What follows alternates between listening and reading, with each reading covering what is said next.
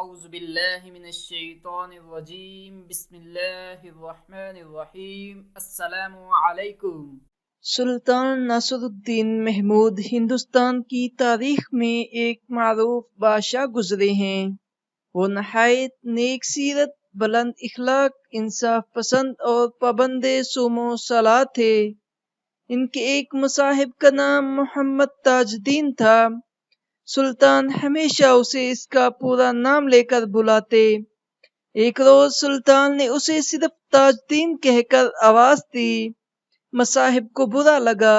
اس نے اس وقت تو سلطان کے حکم کی تعمیل کر دی، لیکن بعد میں اپنے گھر چلا گیا اور 3 روز تک سلطان کی خدمت میں حاضر نہ ہوا۔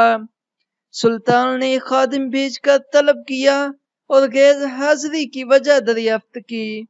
مصاحب نے کہا، آپ ہمیشہ مجھے محمد تاج الدین کہہ کر پکارتے تھے، مگر اس دن آپ نے صرف تاج الدین کہہ کر بلایا۔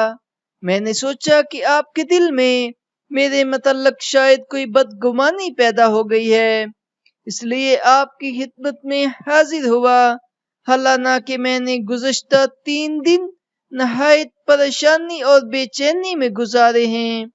سلطان نے کہا، میں ہرگز تم سے بدگمان نہیں ہوا ہوں۔